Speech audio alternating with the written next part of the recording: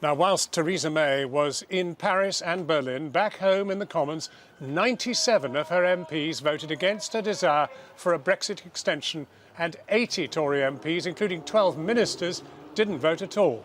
She's asked to postpone departure until June the 30th, but the European Council President has said tonight he doesn't think that gives her time to overcome the deep divisions in Westminster. He wants Europe's leaders to discuss an extension of up to a year when they meet for their emergency summit in Brussels tomorrow. Our political editor, Gary Gibbon, is with me now. Gary. Well, that letter you were just quoting from Donald Tusk talks about there being little reason to believe that Theresa May can get her deal in the sort of timescale that she's asking for, so by the end of June, and saying that there's going to be a much longer extension needed. She's very concerned that although the EU 27 have been acting very solidly, more solidly than a lot of people expected through the Brexit negotiations, when it comes to this whole business of the extension, the whole room has been a little bit more fluid. And part of the reason she's been in Berlin and Paris is to try and nail down exactly what she can expect tomorrow.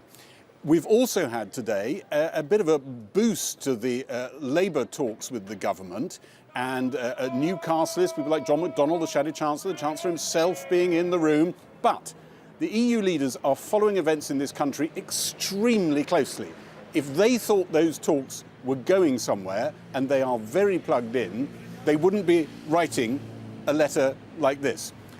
The other event that's been going on today, you were talking about MPs voting on the extension. Theresa May is really staring at an extraordinary collapse of party discipline on this issue. That whole business of extending the deadline has no friends really in the Conservative Party. Everybody's doing it, or just about everybody with a heavy heart. Less than a third of the support she got in the House of Commons this afternoon was from Conservative MPs. Tomorrow, she's going to go to Brussels, or watching that vote and everything else that's going on here. And there is, it has to be said, amongst those 27 leaders, little faith that this country knows at all what it is doing on Brexit. And who can really blame them? In Paris this evening for talks with President Macron, Theresa May has been hurtling around Europe today, trying to make sure the EU gives her a second Brexit delay without too many painful strings attached. Earlier, the Prime Minister quickly worked out on arrival at the German Chancellor's office in Berlin that Angela Merkel wasn't on the doorstep to greet her, and so she walked straight in. Angela Merkel quickly took her outside again so the red carpet photos could happen. Inside, the two discussed what the EU might offer. Sources confirmed it was not what one cabinet minister back home suggested, a rewrite of the withdrawal agreement. What I think would be fantastic is if Angela Merkel will try to support a proper UK Brexit by agreeing to reopen the withdrawal agreement.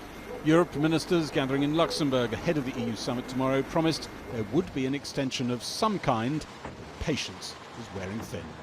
We have been here in the same one just a couple of weeks ago, and we cannot afford, frankly, to be every 2 weeks discussing the same issue without a plan. We do everything we can do to avoid no deal Brexit. So no deal on Friday?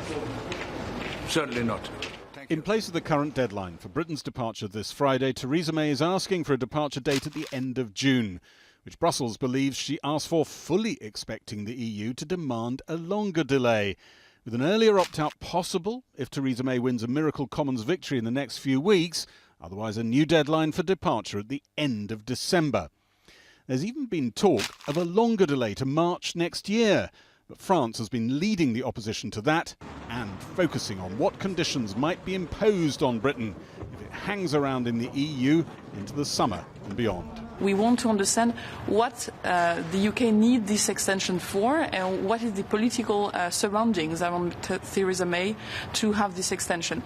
And then comes the question of the conditions of what role want the UK to play during this extension time. Those conditions are expected to include Britain promising not to obstruct EU business, like budget talks or the appointment of a new Commission president. Some MPs today were warning of exactly that kind of disruption if Britain stays in.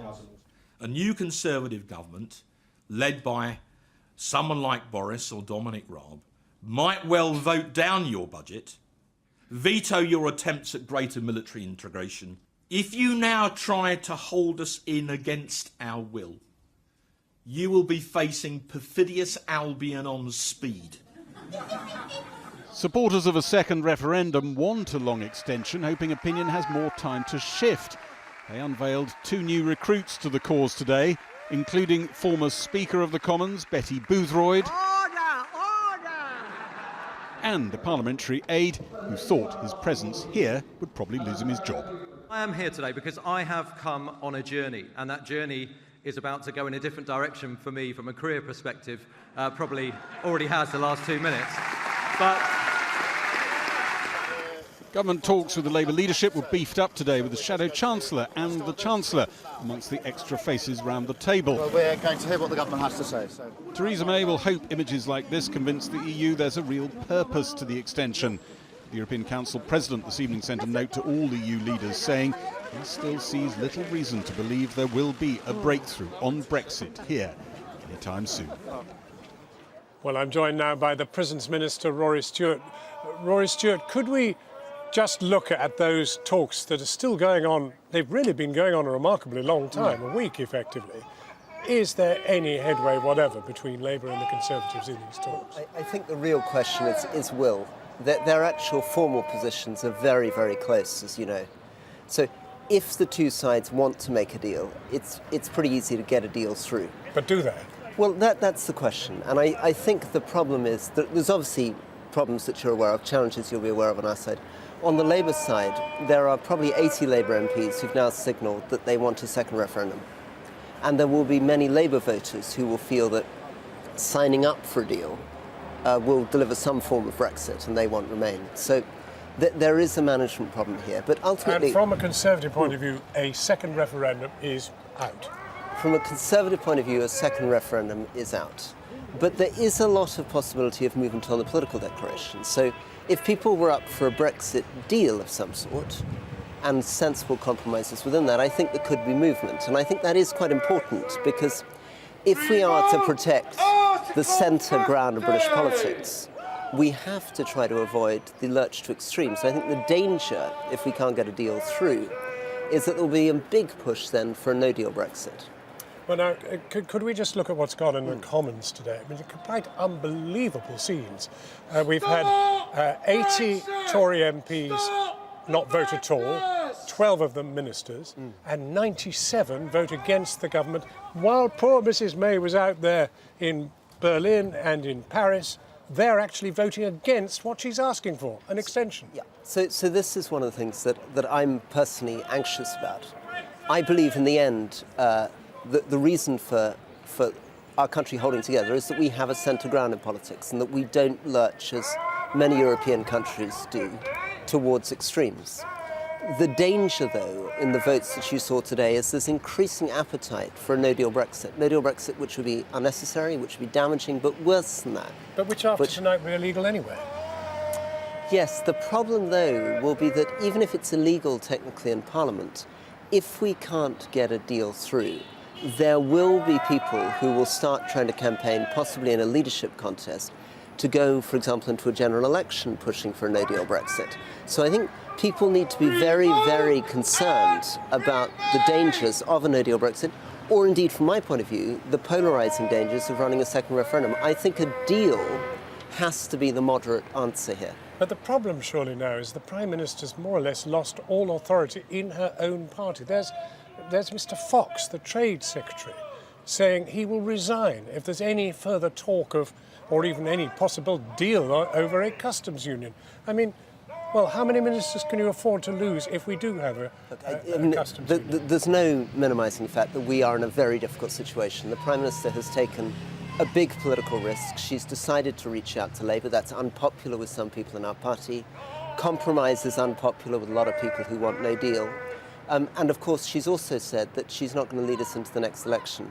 So she is, I think, genuinely trying to deliver what she sees as a moderate practical solution to avoid what she sees as worse things. But it's a tricky place to be. But there is a reality tonight, and that is that given the votes and the non-votes of Tories tonight, She's no longer running a Conservative government. She's there thanks to the other parties. This has never happened in history. Well, it is very, very difficult. And from my point of view, as somebody who thinks the Prime Minister's on the right side of this and supports her very strongly, because I think a no-deal Brexit would be damaging and unnecessary, I'm very worried about that too. I need to try to reach out to Conservative members and Conservative MPs and say, we're going to have to come back here. We can't push for something which would be extremely dangerous. We have to hold the centre ground.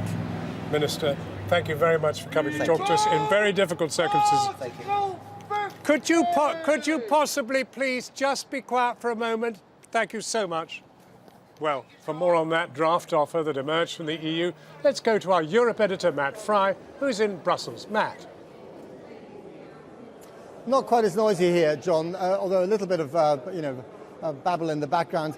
So let's talk about this letter, first of all. This letter by Donald Tusk was extraordinarily impassioned. And really what came across is that he has very little faith in any of these sort of cross-party talks between the Tories and Labour coming to fruition, but also whether Theresa May is going to be in a position to actually come good on any deal that there might be. They've lost trust in her, they've lost trust in the British political system, which is why he wants a long delay, and he doesn't want what he calls these kind of rolling extensions. They've really run out of nails to bite in this city. They want this long delay either to the end of the year, possibly the beginning of next year, and if by some miracle we get a deal together, then we can leave whenever we want.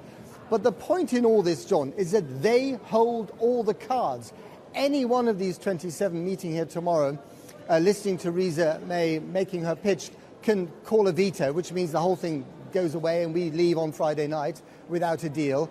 And they're going to impose, we think, some pretty strict conditions, almost treating us like some naughty schoolboys. So no meddling in the choice of an EU Commission president, no meddling in the budget. Yes, we have to take part in the EU elections, but we're not going to have much power attached to that. So, if you're talking about a history of humiliation, this is pretty bad, I have to say.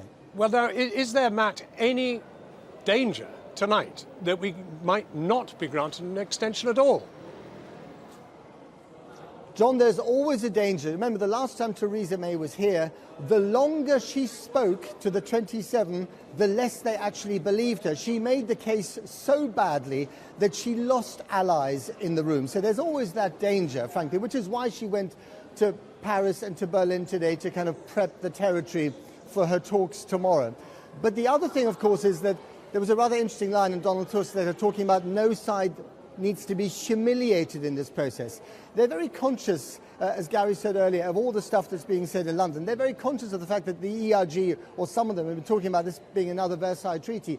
They also know about, Marc Francois' threat of becoming a Trojan horse in the EU, and Jacob Rees-Mogg's tweet last week about being the awkward squad, and so on.